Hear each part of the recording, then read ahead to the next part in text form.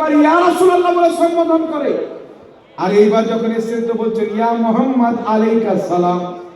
এক জায়গাতে আছে ইয়া মুহাম্মদ আলাইকাস সালাম বললেন, আর এক জায়গাতে আছে ইয়া আহমদ আলাইকাস সালাম বললেন।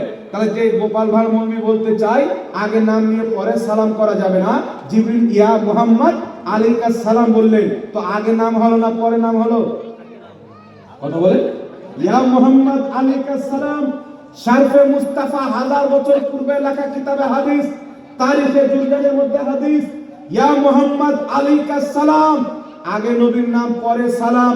নবী বললেন না জিবরিল আগে নাম পরে সালাম, বিদআত হয়ে গেল, ভুল হয়ে গেল। নবী বলছেন ওয়া আলাইকুমুস সালাম। নবী পাক সমর্থন করে কিয়ামত পর্যন্ত আগে ইয়া নবী বলে পরে সালাম দেওয়া, আগে ইয়া রাসূল বলে পরে সালাম দেওয়া, আগে ইয়া হাবিব বলে পরে সালাম দেওয়া আমার নবী মুস্তাফা জিবরিল আলাইহিস সালামের সুন্নাত বানিয়ে দিয়েছে। ফেরেশতাদের সরদার জিবরিল আলাইহিস সালামের সুন্নাত। এর জন্য কিয়ামত তো আসতে পারে, ইয়া নবী সালামুন আলাইকাকে কোনো মায়ের লাল অবৈধ প্রমাণ করতে পারবে না। একজন মৌলভী সাহেব বলছে যে এটা হচ্ছে মক্কার টুপি, মদিনার নবীর টুপি, আর এটা হচ্ছে ভারতের টুপি। কোনটা টুপি নেবেন? জি, এটা মদিনার টুপি, এটা ভারতের টুপি। বলে মদিনার টুপি নিব, তো যে আল্লাহুম্মা সাল্লি আলা মুহাম্মাদিন ওয়া আলা আলি মুহাম্মাদ কামা সাল্লাইতা আলা ইব্রাহিম ওয়া আলা আলি ইব্রাহিম ইন্নাকা হামিদুম মাজিদ, এটা হচ্ছে মদিনার দুরূদ। আর ইয়া নবী সালামুন আলাইকা, এটা হচ্ছে ভারতের দুরূদ। আপনারা কোনটা নেবেন? তো মানুষ বলছে তো মদিনাটা নিতে হবে, কিন্তু ওই মৌলভী মদিনার দুরূদ দিয়ে দিল আর বক্তব্য চালু করেছিল বলছে রাসূল সাল্লাল্লাহু আলাইহি ওয়াসাল্লাম। একটা লোক সামনে থেকে বলছে হুজুর আমাদেরকে মদিনার দুরূদ দিলেন আর আপনি সাল্লাল্লাহু আলাইহি ওয়াসাল্লাম এটা বুখারীর দুরূদ পড়ে দিলেন, এটা তো মদিনার দুরূদ না, এটা মুহাদ্দিসদের বানানো দুরূদ।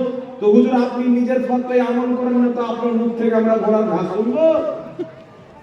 কত বড় চিটার মৌলভী! দুরূদ ইব্রাহিম শিখাচ্ছে আর নবীর নাম নিচ্ছে তো সাল্লাল্লাহু আলাইহি ওয়াসাল্লাম।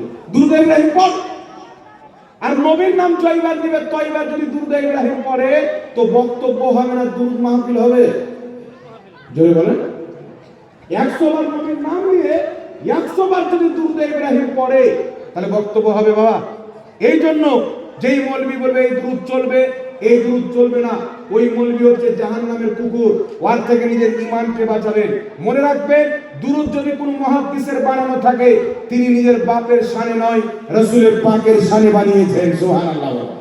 যেমন কবি নজরুল রাসূলুল্লাহর শানে নাত লিখেছে, তিনি যদি নিজের বাবার শানে লিখতেন আমরা তার নাত পড়তাম না।